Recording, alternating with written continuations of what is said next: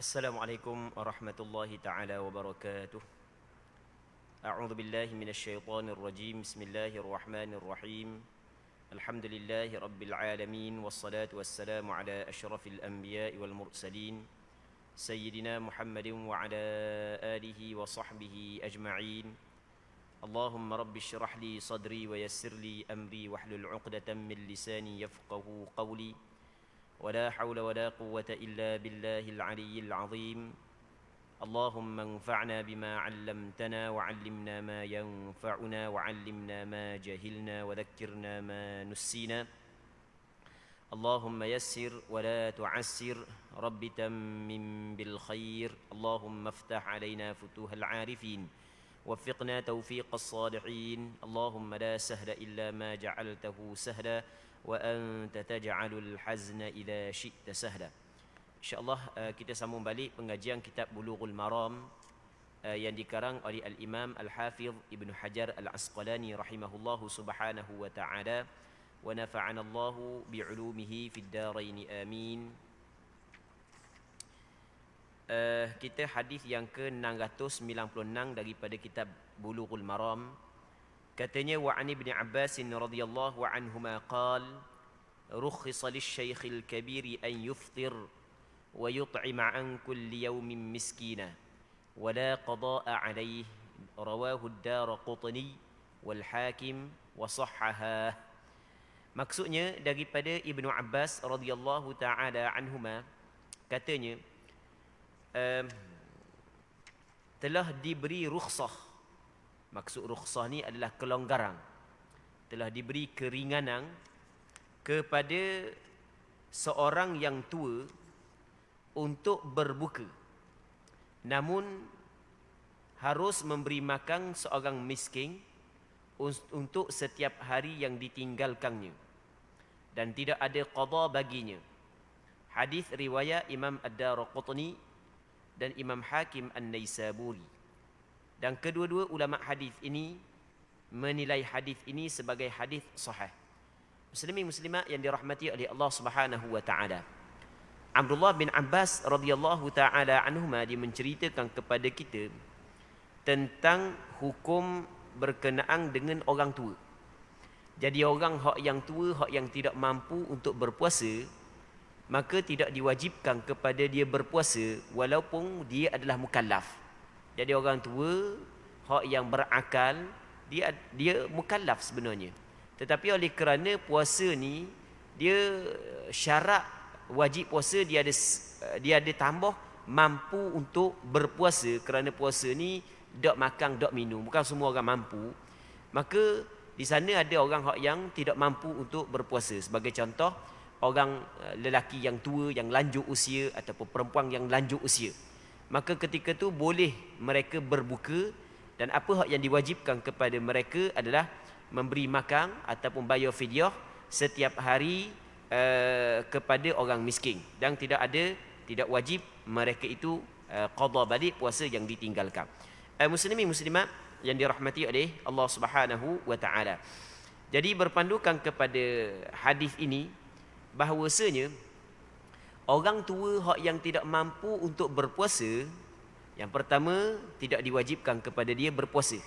Kerana antara syarat wajib berpuasa adalah mesti kena mampu berpuasa. Yang pertama. Yang keduanya, apabila dia tidak berpuasa disebabkan penyakit tua, kalau kita suruh dia qada, dia tidak mampu qada. Kerana orang tua ni semakin hari semakin tua. Dia bukan semakin hari semakin muda. Sebab kita duduk atas dunia begitu. Kita bukan duduk dalam syurga muda belaka. Muda kekal muda. Kita bukan duduk dalam syurga. Kita duduk atas dunia ni, orang yang muda akan jadi tua, orang tua akan lebih lagi tua. Jadi kalau orang tua tu tahun ni dak orok, tahun depan kau dak orok, tahun depan tu kau dak orok sebab kau lanjut usia. Jadi apabila dia saat ni tu akan datang kau dak orok, maka tidak boleh kita suruh mewajibkan kepada dia qada balik puasa tersebut. Jadi pada asalnya orang yang tinggal puasa kerana sakit diwajibkan kepada dia qada balik, itu pada asal. Sebab itulah Allah Taala kata dalam Quran, faman kana minkum maridan aw ala safarin fa'iddatum min ayyamin ukhar. Sesiapa hak yang sakit di kalangan kamu, orang hak yang bermusafir, apabila dia berbuka, maka wajib dia kena berpuasa bilangan hari-hari yang lain. Dia kena qada balik puasa dia. Tinggal puasa kerana sakit, wajib kena qada balik puasa tersebut. Orang tua ni, dia sakit jugalah, sakit tua. Tak boleh nak puasa, darah nak puasa. Tapi kalau kita suruh qada akan datang pun tak ada faedah pun. Sebab dia kohar lama, kohar darah. Maka benda hak yang perlu dibuat ketika dia tidak wajib berpuasa dan tidak boleh dia qada balik puasa dia, apa hak yang wajib dibuat oleh dia? Apa hak yang wajib dibuat oleh dia adalah wajib dia kena bagi makan setiap hari kepada seorang orang miskin. Setiap hari dia kena bagi makan kepada seorang miskin. Cakap kita benda kena bayar fidyah. Dah banyak mana? Fidyah dah banyak mana? Secupok sehari. Kena bagi secupok kepada fakir miskin sebagai fidyah, dia tinggal puasa. Muslimin muslimat yang dirahmati oleh Allah Subhanahu wa taala. Kata ulama, hukum dia sama juga orang yang ada sakit, yang mana sakit dia tu tidak diharapkan sembuh. Dia kita sakit, orang muda, bukan orang tua, orang muda. Orang muda ni dia ada sakit. Jadi apabila dia sakit, dia tidak boleh berpuasa. Pada asalnya orang sakit, apabila dia tidak berpuasa, wajib dia kena qada balik. Itu pada asal. Itu jelas disebut dalam Al-Quranul Karim, fa'iddatum min ayyamin ukhar. Tapi di sana ada orang yang mempunyai penyakit yang tidak diharapkan sembuh. Kita nak suruh dia puasa, dia tak boleh nak puasa. Lepas tu kalau kita nak suruh qada akan datang pun, dia tidak boleh qada kerana penyakit dia tidak diharapkan sembuh. Jadi tanya bahagian pakar perubatan kata penyakit awak ni sampai ke mati dah penyakit awak ni. Memang dah sembuh dah, lepas-lepas dah gitu lah. Melainkan kalau benda awak ada karamah tu lain lah mungkin lah. Okey, dia tengok kepada adab, pakai adab baik dah penyakit awak ni. Okey, jadi kalau begitu penyakit dia, maka dia mengambil hukum seperti orang tua. Walaupun umur dia baru 18, walaupun umur dia baru 20. Jadi umur 20 tapi sakit, zaman kita kan macam-macam sakit kan. Jadi umur 20 tapi sakit itu tidak diharapkan sembuh. Nasallallahu salamata wal afiyah. Maka tidak diwajibkan kepada dia berpuasa kerana dia tidak mampu. Lepas tu yang keduanya, tidak diwajibkan dia qada kerana penyakit dia tidak diharapkan sembuh. Yang ketiganya, apa yang diwajibkan kepada dia adalah bayar fidyah. Banyak mana fidyah? Sehari secupok. Bagi kepada siapa fidyah? Bagi kepada fakir miskin. Sebab tengok dalam hadis ni menyebut wa yut'ima an kulli yawmin miskina. Dia kena beri makan setiap hari kepada orang miskin. Begitu juga dalam Al-Quranul Karim Allah Subhanahu wa taala menyebut wa 'alal ladzina yutiqunahu fidyatun ta'amu miskin. Maksudnya di atas orang yang tidak mampu. Wa 'alal ladzina yutiqunahu, ada penafsiran wa 'alal ladzina yutiqunahu ay wa 'alal ladzina la yutiqunahu. Sebagai contoh Imam As-Suyuti dalam tafsir Jalalain ditafsir begitu.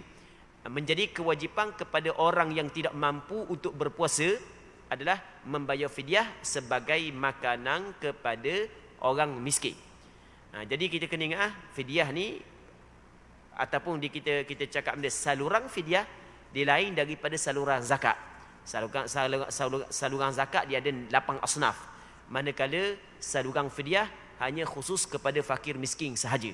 Itu kita kena faham. Sebab masyarakat kita ni kadang-kadang ketika dia nak keluar fidyah, dia pergi cari anak yatim, dia pergi cari ibu tunggal. Baik. Jadi sebenarnya perbuatan tersebut saat itu kadang-kadang betul, kadang-kadang tak betul. Sebab dia tak semesti anak yatim, tak semesti ibu tunggal adalah orang fakir miskin. Kadang-kadang anak yatim dapat saka tu 8 juta. Orang yang nak keluar fidyah dia 4,000 tak ada. Jadi tidak semesti anak yatim saat itu fakir miskin, tak semesti ibu tunggal tu fakir miskin. Dia tidak boleh kita bagi fidyah kepada anak yatim atas nama anak yatim. Kita tidak boleh bagi fidyah kepada ibu tunggal atas nama ibu tunggal. Tapi kalau kita boleh bagi fidyah kepada anak yatim dan ibu tunggal, andai kata dia adalah fakir miskin. Itu kita kena faham, muslimin muslimat yang dirahmati oleh Allah Subhanahu wa taala. Sebab banyak masyarakat kita tidak tahu lagi permasalahan ni. Jadi kalau bab zakat ke, kalau bab fidyah ke, mula cari anak yatim, cari ibu tunggal. Sebenarnya itu adalah satu kesilapan yang perlu diperbetulkan, perlu diperbaiki. Kerana kita kena ingat bahawasanya tidak ada asnaf yang nama dia anak yatim dan nama dia adalah ibu tunggal. Sama ada dalam bab zakat ataupun dalam bab fidyah. Baik, fidyah hanya dua sahaja, fakir dan miskin. Fakir dan miskin saja yang boleh kita salurkan fidyah. Sebab Allah Taala kata begitu dalam Quran, wa 'alal ladzina yutiqunahu fidyatun ta'amu miskin, sebagai makanan kepada orang miskin. Begitu juga dalam hadis yang diriwayat daripada Abdullah bin Abbas, wa yut'imu an kulli yaumin miskina. Oleh kerana disebut miskin sahaja, maka kata ulama saluran fidyah hanya untuk miskin sahaja. Manakala fakir ni dia lebih teruk daripada miskin. Jadi kalau orang miskin boleh bagi fidyah, maka orang fakir lebih lagi boleh bagi, kerana orang fakir dia lebih teruk daripada orang miskin. Muslimin muslimat yang dirahmati oleh Allah Subhanahu wa taala. Jadi ambil ulang sekali lagi, fidyah ada sebahagian daripada masyarakat kita apabila nak keluar fidyah puasa dia terus cari anak yatim, terus cari ibu tunggal. Ini adalah satu kesilapan. Ini tak betul. Kita kena khabar gitu, tak betul. Biar kejut sikit. Ya kalau lagi tak kejut, lagi tu tak mau baiki kesilapan. Kalau nak bagi juga fidyah saat itu kepada anak yatim ataupun ibu tunggal, pastikan dia saat itu anak yatim dan ibu tunggal dalam kategori fakir miskin. Okey, jelas kan? Tu kita kena faham. Jadi dalam kategori fakir miskin. Kalau dia bukan dalam kategori fakir miskin, maka tidak boleh kita bagi. Sebab kita kena ingat bahawasanya di sana ada ibu tunggal, di sana ada anak yatim, dia bukan fakir miskin. Kerana ibu tunggal tersebut mempunyai harta yang banyak. Begitu juga anak yatim mempunyai harta yang banyak peninggalan daripada ayah dia. Itu kita kena faham. Dia bukan kita bagi atas nama anak yatim, atas nama ibu tunggal, tapi atas nama fakir miskin. Jadi kalau anak yatim tu fakir miskin, ibu tunggal tu fakir miskin, maka dia layak terima. Okey, itu kita kena faham, muslimin muslimat yang dirahmati oleh Allah Subhanahu wa taala. Seterusnya katanya, wa an Abi Hurairah radhiyallahu anhu qala jaa rajulun ila an-nabiy sallallahu alaihi wasallam faqala halaktu ya Rasulullah. Qala wa ma ahlakak? Qala waqa'tu ala imra'ati fi Ramadan. Faqala hal tajidu ma ta'tiqu raqabah? Qala la. Qala fahal tastati'u an tasuma shahrayn mutatabi'ain? Qala la. Qala fahal tajidu ma tut'imu 60 miskina? Qala la. Thumma jalas فأتي النبي صلى الله عليه وسلم بعرق فيه تمر فقال تصدق بهذا. فقال أعلى أفقر منا فما بين لابتيها أهل بيت أحوج إليه منا فما بين لابتيها أهل بيت أحوج إليه منا. فضحك النبي صلى الله عليه وسلم حتى بدت أنيابه ثم قال اذهب فأطعمه أهلك. رواه السبعة واللفظ لمسلم. Katanya daripada Abi Hurairah radhiyallahu taala anhu, katanya telah datang oleh seorang lelaki kepada Nabi sallallahu alaihi wasallam melaporkan, wahai Rasulullah, sesungguhnya binasa aku binasa dah wahai Rasulullah. Kata dia, punuh dah aku wahai Rasulullah. Maka Rasul tanya dia, wa ma ahlakak? Apakah yang membinasa kamu? Benda yang menyebabkan kamu jadi punuh? Dia mari jumpa dengan Rasul, kata Allah, punuh dah hamba Rasulullah, punuh dah. Dah benda yang jadi punuh tu. Maka dia kata lagu mana? Lelaki itu menjawab, aku telah menyubuhi isteriku pada siang hari Ramadan. Jadi setubuh dak sekarang pada siang hari Ramadan, sedangkan antara perkara yang wajib ditinggalkan oleh orang yang berpuasa adalah bersetubuh. Jadi bersetubuh pada siang hari Ramadan ia termasuk dalam perkara yang membatalkan puasa. Baik. Maka Nabi SAW bertanya kembali, apakah kamu punya kemampuan untuk memerdekakan seorang hamba? Rasul kata, mampu tak memerdekakan seorang hamba? Baik, lelaki itu menjawab, tidak wahai Rasul, tidak mampu. Jadi kita faham daripada hadis ini bahawasanya orang yang membatalkan puasa pada bulan Ramadan dengan persetubuhan, dengan jima', maka ada kifarat dia, ada denda dia. Denda dia yang pertama adalah dia mesti kena memerdekakan seorang hamba. Okey. Nabi SAW bertanya lagi, apakah kamu mampu puasa selama 2 bulan berturut-turut? Mampu tak puasa 2 bulan berturut-turut? Jadi bermakna kalau orang tu tidak ada hamba untuk dimerdekakan, contoh masa zaman kita lah ni, contoh macam zaman kita, maka apa yang diwajibkan kepada dia adalah puasa 2 bulan berturut-turut. Okey, mampu tak puasa 2 bulan berturut-turut? Baik. Lalu lelaki itu menjawab, tidak wahai Rasulullah. Tidak mampu juga puasa 2 bulan berturut-turut. Mungkin dia sakit, mungkin dia tua, tidak mampu. Baik. Dia tidak mampu ni, kita kena faham. Dia tidak mampu lain daripada malah. Lain daripada malah. Malah lain, tak mampu lain. Dia ada kok orang tanya, Ustaz, kena puasa 2 bulan berturut-turut kan? Ni kena puasa 2 bulan berturut-turut. Ya kena puasa 2 bulan berturut-turut. Rasa tak boleh nak buat Ustaz. Tapi orang yang tanya tu orang masih lagi muda. Orang muda lagi. Orang muda. Kamu cerita ni gini. Kita di Terengganu ni, kita di Terengganu, kita ada Jabatan Mufti Terengganu. Lepas tu di Jabatan Mufti, dia setiap hari Selasa dengan Rabu kita ada klinik hukum. Klinik hukum Jabatan Mufti Terengganu. Jadi di Jabatan Mufti Terengganu kita ada klinik hukum setiap hari Selasa dengan hari Rabu. Hari Selasa start daripada pukul 9 pagi hingga 1 tengah hari. Biarlah berkabul lalu lah. Sebab ramai juga rakyat Terengganu tak tahu. Kita start daripada pukul 9 pagi hingga pukul 1 tengah hari. Setiap hari Selasa dan Rabu. Malaikat hari cuti tak ada lah. Yang mana kalau mana-mana orang yang ada permasalahan kemusykilan agama boleh pergi direct ke Jabatan Mufti. Dia ada bilik klinik hukum. Ataupun kalau tak mau pergi direct, telefon pun boleh. Jadi kita nak tanya hukum boleh melalui pergi direct ke jabat ataupun pergi melalui telefon. Jabat dia dah jauh, depan ni je. Depan benda, depan mahkamah ke? Depan mahkamah kan, tepi Bukit Besar Sebab ada juga orang Terengganu kita tak tahu mana. Jabat Mufti tak tahu kawasan mana.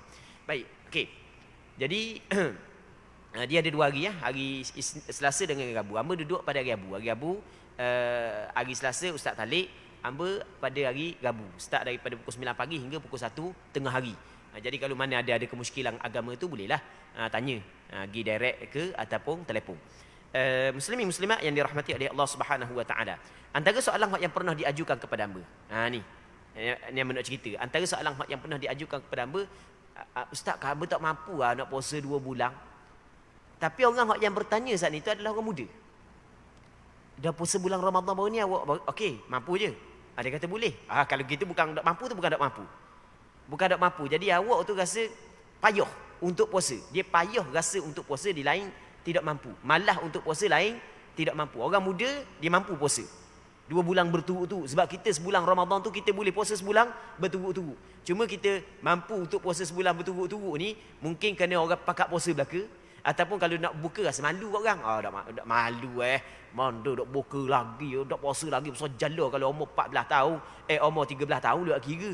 Ni umur 20 lebih, 30 lebih, mai nak puasa lagi. Jadi kadang-kadang malu kepada orang-orang yang sekitar. Tapi sebenarnya kita mampu. Sebenarnya kita mampu sebenarnya kalau orang muda lah. Orang muda kalau nak puasa 2 bulan berturut-turut mampu. Kalau orang tua ataupun orang muda yang ada penyakit baru tidak mampu. Okey, kita kena faham tidak mampu lain daripada malah. Lain daripada malah. 2 perkara tu berbeza. Jadi kalau mampu berpuasa 2 bulan berturut-turut, wajib kena puasa 2 bulan berturut-turut. Wajib kena puasa 2 bulan berturut-turut. Dan ada pernah soalan yang diajukan kepada hamba, dia kata zaman muda-muda dulu, zaman lara dulu, beberapa kali berlaku pada bulan Ramadan. Beberapa kali berlaku pada bulan Ramadan. Biarlah nak buat mana. Baik, lepas daripada tu, dia kata sekarang ni lagu mana nak buat? Okey, yang pertama sekali, sekarang ni kita tidak ada hamba yang boleh kita merdekakan. Maka berpindah kepada puasa 2 bulan berturut-turut. Kalau sekali berlaku 2 bulan berturut-turut. Kalau 2 kali 4 bulan. Tapi kita yang buat 2 bulan berturut-turut, 2 bulan, lepas tu 2 bulan berturut-turut. 4 bulan tak mesti berturut-turut. Dia yang 2 bulan, 2 bulan. Kalau 3 kali kena 6 bulan puasa. Tapi 2 bulan berturut-turut, 2 bulan berturut-turut, 2 bulan berturut-turut. Baik. Masa tu hamba tengah-tengah lara lagi. Tak kira tengah lara ke, tak tengah lara ke, hukum tetap hukum. Okey, itu yang pertama. Tapi apabila ada keinginan dalam hati untuk perbaiki balik kesilapan kita, sebenarnya itu adalah anugerah daripada Allah Subhanahu wa taala. Itu sebenarnya adalah anugerah yang Allah Taala bagi kepada kita. Sebenarnya itu adalah kebaikan yang besar yang Allah Taala bagi kepada kita. Ada terdetik dalam hati untuk membaiki balik kesilapan kita. Baik. Muslimin muslimat yang dirahmati oleh Allah Subhanahu wa taala. Seterusnya, apakah kamu mempunyai bila Rasul kata dia mampu tak puasa 2 bulan berturut-turut, dia kata tak mampu Rasulullah. Lepas daripada tu Rasul tanya dia pula, apakah kamu mempunyai kemampuan untuk memberi makan 60 orang miskin? Boleh tak? Mu mampu tak nak bagi makan kepada 60 orang miskin? Baik, 60 orang miskin bagi makan. Bagi makan, kita bagi nasi ataupun bagi beras lah. Kita kata bagi beras secupuk seorang. Jadi tidak boleh bagi 60 cupuk sana itu kepada seorang fakir miskin, tak boleh, dia macam zakat. Dia kena bagi kepada 60 orang miskin. Sebab begitu disebut dalam hadis. Kena bagi makan kepada 60 orang miskin. Cari lah. Tak ada kapur ni, cari kapur sebelah. Cari lah. Tapi orang yang betul-betul bertaubat, orang yang betul-betul insaf, pasti dia akan berusaha untuk menghilangkan ataupun untuk membayar benda hutang dia kepada Allah Subhanahu wa taala. Tapi orang yang abaikan, orang pejang mata, wak dak layang, orang yang bukan betul-betul insaf. Orang yang betul-betul insaf, orang yang mempunyai mata hati, oleh kerana dia melihat hutang dengan Allah, nanti takut jumpa dengan Allah Subhanahu wa taala, Allah Taala tuntut hutang dia, Allah susah dia. Duk mikir susah gitu. Jadi dia akan usaha untuk buat, untuk menyelesaikan, untuk menjelaskan hutang dengan Allah Subhanahu wa taala. Okey, tak cukup orang kampung kita, cari orang kampung sebelah. Tak cukup orang kampung sebelah, cari orang kampung sebelah tu. Lah ni tak payah lah ni. Pergi masjid je mudah. Tanya benda Tok Imam ni masjid. Okey, masjid ni berapa orang? Ataupun jumpa dengan benda JPKK ke, kampung ni berapa orang fakir miskin? Hamba nak tahu nama sikit Demo nak buat benda? Adalah tu. Ada khabar demo. Adalah. Takkan nak khabar hamba 4 kali setubuh bulan Ramadan. Komang gitu. Jadi tak khabar tak apa. Jadi tanya. Kalau misalnya tidak mampu untuk berpuasa, tanya. Ini banyaklah cara untuk kita dapatkan fakir miskin, muslimin muslimat yang dirahmati oleh Allah Subhanahu wa taala. Jadi kalau tidak mampu puasa 2 bulan berturut-turut, beri makan kepada 60 orang fakir miskin. Jadi 60 orang fakir miskin kalau bagi makan secupuk seorang lebih kurang habis 100 riyal. Kalau sebab secupuk berapa riyal sangat secupuk seorang. Jadi mungkin atau 150 riyal pun tak apa. Dah banyak manalah. Lepas tu Rasul tanya, mampu tak bagi makan kepada 60 orang fakir miskin Lelaki itu kembali menjawab, tidak. Allah tak mampu juga. Jadi dia orang miskin. Okey, tak apalah. Kemudian lelaki itu diam, tak ada benda, selesai. Dah tak ada dah. Dia 3 tu. Yang pertamanya mereka seorang hamba. Yang keduanya puasa 2 bulan berturut-turut. Yang ketiganya bagi makan 60 orang miskin. Dah kalau tak mampu, nak buat mana lagi? Tergantunglah hutang sehingga mampu. Okey, mengikut mazhab Imam Syafi'i, dia tergantung hutang sehingga mampu. Tergantung hutang sehingga mampu. Kemudian lelaki itu diam. Tidak lama kemudian, dia masih lagi berada dalam majlis Rasulullah. Tidak balik lagi, masih dalam majlis Rasulullah. Kemudian Nabi SAW mendapat kiriman sebakul keranjang yang penuh dengan penuh berisi buah kurma. Jadi kebetulan orang hadiah kepada Rasulullah SAW, cakap kita seguni sekarung buah kurma orang hadiah kepada Rasulullah SAW. Jadi apabila orang hadiah kepada Rasulullah tengok orang lelaki saat itu dia ada berhutang. Oleh kerana dia telah melakukan kesilapan dan kesalahan, dia ada denda. Maka Rasulullah mengambil benda tu bagi kepada dia. Supaya dibayar kifarat. Supaya dibayar kifarat jimuk dia pada bulan Ramadan saat ni. Okey. Jadi Rasulullah pun lalu bagi dia bersabda kepada dia, sedekahlah kurma ini. Mau ambil kurma ni, orang bagi pada Rasulullah bagi kepada dia supaya dia sedekah untuk membayar kifarat persetubuhan yang dilakukan pada bulan Ramadan. Lelaki itu balik bertanya kepada Rasulullah, apakah aku kena sedekah untuk orang yang lebih fakir daripada kami? Ditanya Rasulullah, nak sedekah kepada siapa ni Rasulullah? Adakah kena sedekah kepada orang yang lebih susah daripada saya? Padahal di antara kedua batas kota Madinah ini tidak ada suatu ahli, suatu keluarga pun yang lebih memerlukannya daripada kami. Rasa Madinah hak yang paling susah kami, tak ada orang lain dah. Orang hak yang paling susah di Madinah dia. Dan hak yang paling susah tu buat kesalahan. Jadi Rasulullah sallallahu alaihi wasallam tertawa sehingga gigi seri baginda kelihatan. Ni gigi kan kita kalau kita suka kan, ada nampak gigi dipanggil gigi di asal anyab adalah gigi taring. Gigi hak yang ketika kita suka nampak, gigi gerahang nampak. Siapa ke nampak gigi Rasulullah sallallahu alaihi wasallam suka ke dia. Dak usah kata Rasulullah, kita pun suka kan. Jadi Allah suka sungguh. Dia orang hak yang paling susah, dia hak yang pula melakukan kesalahan pada bulan Ramadan. Kalau kata Rasul, kalau begitu bawa pulanglah kurma ini dan beri makanlah keluargamu dengannya. Gitu buat balik buat balik rumah makan ke anak-anak dia, anak bini lah. Kalau mu hak yang paling susah juga. Baik. Jadi hadis ini diriwayat oleh 7 orang ulama hadis. Cuma teks hadis ni, lafaz hadis ni adalah lafaz menurut riwayat Imam Muslim. Jadi hadis ini dikeluarkan oleh Imam Bukhari dalam kitab sahihnya, dikeluarkan oleh Imam Muslim dalam kitab sahihnya, dikeluarkan oleh Imam Abu Dawud, Imam Tirmizi, Imam An-Nasa'i, Imam Ibn Majah dan Imam Ahmad bin Hanbal mengeluarkan hadis ini juga dalam kitab mereka masing-masing. Muslimin muslimat yang dirahmati oleh Allah Subhanahu wa taala. Maka berpandukan kepada hadis ini, muslimin muslimat yang dirahmati oleh Allah Subhanahu wa taala, kata ulama, yang pertama, orang yang berjima dengan sengaja pada bulan Ramadan, dia termasuk dalam dosa besar. Jima dengan sengaja pada bulan Ramadan bagi orang yang diwajibkan kepada dia berpuasa. Jima dengan sengaja pada bulan Ramadan bagi orang yang diwajibkan kepada dia berpuasa, dia termasuk dalam dosa besar. Dia tidak boleh berjima membatalkan puasa dengan persetubuhan pada bulan Ramadan bagi orang yang wajib ke atasnya berpuasa. Jadi apabila dia berjima, jima tersebut dosa besar, maka yang pertama wajib dia kena bertaubat. Wajib dia kena bertaubat. Wa tubu ilallahi jami'an. Hendaklah kamu bertaubat kepada Allah. Jadi wajib kena bertaubat. Wajib dia kena menyesal di atas perbuatan dia. Jangan suka pula. Allah hanya suka buat dia pergi kedai kopi. Allah kena aku hari ni. Belam-belam nak suka. Allah nya setubuh dah setarang dengan bini aku. Bini aku layang pula. Nyuak cerita pula kedai kopi. Hak tu dosa. Hak tu tidak dibolehkan. Mesti mung kena menyesal.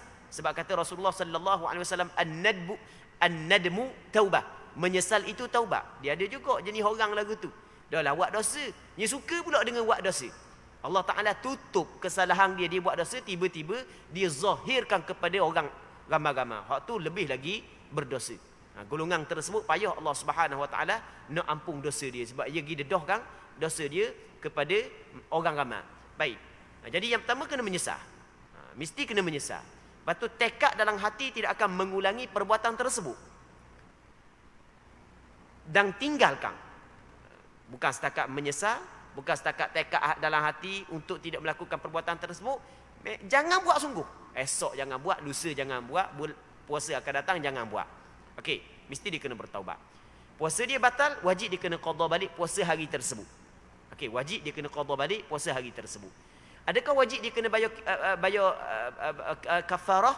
Kata ulama, wajib bayar kafarah apabila cukup syarat dia. Wajib bayar kafarah apabila cukup syarat dia. Syarat dia yang pertamanya adalah dia membatalkan puasa pada bulan Ramadan dengan persetubuhan.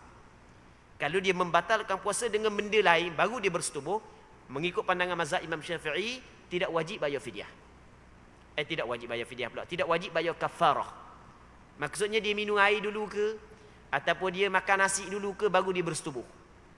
Maka tidak wajib bayar kafarah. Tapi kena ingat, perbuatan ni adalah dosa besar. Jangan pula kita kata gini, ada juga orang ngajar cakap gua ni. Dia cakap, jadi kalau rasa nak setubuh tu minum air dulu lah. Allahu Rabbi. Hal tu ada satu kesilapan yang besar. Benda maksud minum air dulu. Maksud benda minum air dulu. Maksudnya dia telah suruh orang melakukan kemungkaran. Hal tu adalah suatu kesalahan yang besar. Tak boleh. Kita tidak boleh suruh orang melakukan kemungkaran. Apa yang diwajibkan kepada kita benda? Mencegah kemungkaran, menyuruh kepada kebaikan. Minum air dulu. Maksud dia minum air dulu. Kita suruh orang melakukan kemungkaran. Membatalkan puasa dengan sengaja bagi orang yang diwajibkan kepada dia berpuasa, ia termasuk dalam dosa besar. Allah Rabbi. Tapi molek-molek ada cakap, minum air dulu lah. Tak boleh. Minum air dulu kan ni. Dah minum air dulu, batal puasa. Batal puasa. Dah puasa hukum dia benda. Wajib. Kan hukum Islam. Tak boleh kita membatalkan puasa. Jangan ajam dia gitu. Ajam dia gitu seolah kita suruh orang melakukan kemungkaran. Sedangkan kita ni diwajibkan kepada kita cegah kemungkaran. Man ra'a minkum munkaran falyughayyirhu biyadihi. Sesiapa yang mengetahui, ra'a dengan makna alima. Sesiapa yang mengetahui kemungkaran di kalangan kamu, maka hendaklah dia ubah dengan tangan. Fa illam yastati' fa bilisani. Kalau dia tidak mampu maka ubah dengan mulut. Fa illam yastati' fa biqalbi. Kalau tidak mampu maka ubah dengan hati. Tak boleh suruh pula. Pandai pulaknya suruh. Sedangkan hak tu kemungkaran. Tu tak kena, hak tu salah sebenarnya. Muslimin muslimat yang dirahmati oleh Allah Subhanahu wa taala. Ketika kita bincang hukum kalau dia saat ni tu minum air dulu, makan nasi dulu baru dia setubuh, maka gugur kifarat. Bukanlah maksud kita suruh dia makan air, bukan kita suruh dia minum air, bukan kita suruh dia makan nasi dulu, bukan. Kita nak cerita tentang kifarat ni, bukan kita suruh perkara tersebut. Maksudnya kalau dia minum air, dia membatalkan puasa bukan dengan persetubuhan, tapi dengan perbuatan yang lain, minum air ke makan dulu ke, maka tidak wajib dia bayar kafarah. Kerana yang wajib bayar kafarah adalah orang yang membatal puasa pada bulan Ramadan dengan bersetubuh. Kalau dia batal puasa dengan benda lain, maka tidak wajib bayar kafarah. Kita kena ingat perbincangan kita bukan boleh minum air, bukan boleh makan nasi sebelum daripada bersetubuh pada bulan Ramadan. Bukan. Kita nak cerita kalau dia membatalkan puasa dengan minum air, dengan makan nasi, bukan dengan bersetubuh, maka tidak wajib dia bayar kafarah. Muslimin muslimat yang dirahmati oleh Allah Subhanahu wa taala. Tetapi tetap dia telah melakukan dosa besar. Baik. Okey, syarat yang pertama dia membatalkan puasa dengan bersetubuh. Puasa yang dibatalkan saat itu adalah puasa pada bulan Ramadan. Manakala kalau puasa pada bukan bulan Ramadan, tak wajib bayar kafarah. Contoh dia puasa sunat, tiba-tiba dibatal puasa sunat dengan bersetubuh, tak wajib bayar kafarah. Ataupun dia puasa qada, tiba-tiba dia batal puasa qada dia dengan bersetubuh, tidak wajib dia bayar kafarah. Okey. Yang pertama dia batal puasa dengan bersetubuh, puasa Ramadan, yang mana puasa Ramadan tu diwajibkan ke atas dia. Di syarat yang ketiga, puasa Ramadan tu diwajibkan ke atas dia. Kalau puasa Ramadan tidak diwajibkan ke atas dia, maka hal tu tidak wajib dia bayar kafarah. Sebagai contoh, muslimin muslimat yang dirahmati oleh Allah Subhanahu wa taala, orang tu bermusafir. Orang tu dia bermusafir. Orang yang bermusafir tidak wajib dia berpuasa. Tapi dia memilih untuk berpuasa. Pada asalnya tidak wajib, tapi dia memilih untuk berpuasa. Tiba-tiba dia membatalkan puasa ketika dia sedang bermusafir dengan persetubuhan. Okey, boleh faham kan? Maka tidak wajib dia bayar kafarah. Kerana dia kerana puasa kepada orang yang bermusafir tidak diwajibkan. Okey jelah.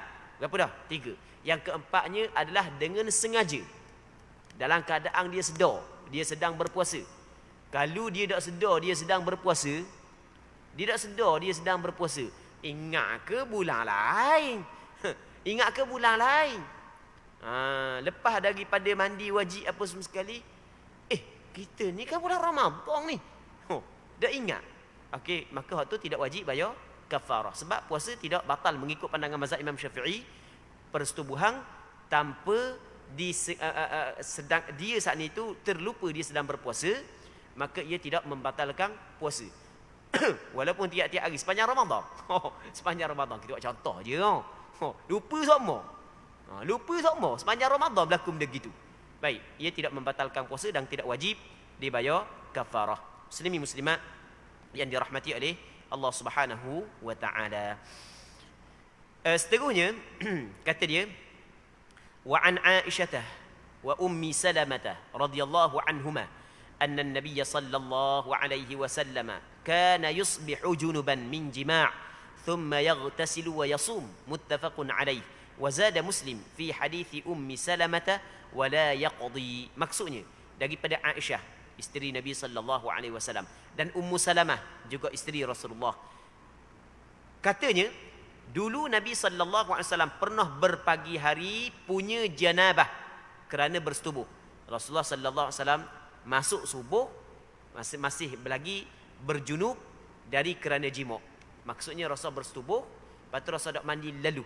Rasul mandi setelah daripada masuk waktu subuh, setelah daripada keluar fajar. Kemudian Rasul mandi wajib. Lepas tu Rasul meneruskan ibadat puasa. Baik, hadis ini dikeluarkan oleh Imam Bukhari dan Muslim dalam kitab sahih bagi keduanya. Dalam riwayat Imam Muslim ada penambahan dan Rasulullah tidak qada balik puasa tersebut. Maka berpandukan kepada hadis ini, kata ulama bahawasanya orang yang berjunub pada malang puasa, esok puasa, malam ni dia berjunub, boleh dia mandi pada malam hari sebelum daripada fajar dan boleh dia mandi setelah daripada keluar fajar. Maksudnya kalau dia mandi setelah daripada keluar fajar sekalipun tetap puasa dia sah. Kerana bukanlah di antara syarat sah puasa mesti kena mandi wajib terlebih dahulu bagi orang yang berhadas besar. Jadi kalau nak mandi wajib lewat tak ada masalah. Cuma sebaik-baiknya mandi wajib sebelum daripada masuk subuh. Hak tu sebaik-baiknya. Tapi kalau nak mandi wajib pukul 6.30 boleh. Tapi jangan mandi pukul 8.30 pula. Subuh pukul 10.30 malam. Mandi wajib pukul 8.30 pagi. Lepas mana sembahyang subuh? Tak sembahyang subuh pula. Ni kita cerita ni masih lagi dalam waktu subuh. Jadi kita mandi wajib setelah daripada masuk dah waktu subuh, masuk dah permulaan ibadat puasa. Boleh, tak ada masalah. Bukanlah disyaratkan orang yang berjunub kena mandi dulu sebelum daripada masuk subuh, tidak disyaratkan. Walaupun hak lebih afdal begitu. Baik, muslimin muslimat yang dirahmati oleh Allah Subhanahu wa taala. Seterusnya berkenaan dengan mengqada puasa orang lain. Ini kita akan sambung perbincangan ni pada minggu akan datang kalau sekiranya dipanjangkan umur. Jadi untuk malam ni kita berhenti sini dulu. Kita berdoa kepada Allah agar perbincangan kita ada keberkatannya dan sama-sama dapat mengambil manfaat. Wallahu subhanahu wa ta'ala a'la wa a'lam. Allahumma haqqiqna bittiba'i nabiyyika Muhammadin sallallahu alaihi wasallam zahiran wa batinah. Allahumma ja'alna mimman yastami'una al-qawla fayattabi'una ahsanah. Wa sallallahu ala sayyidina Muhammad wa ala alihi wa sahbihi ajma'in. Walhamdulillahi rabbil alamin.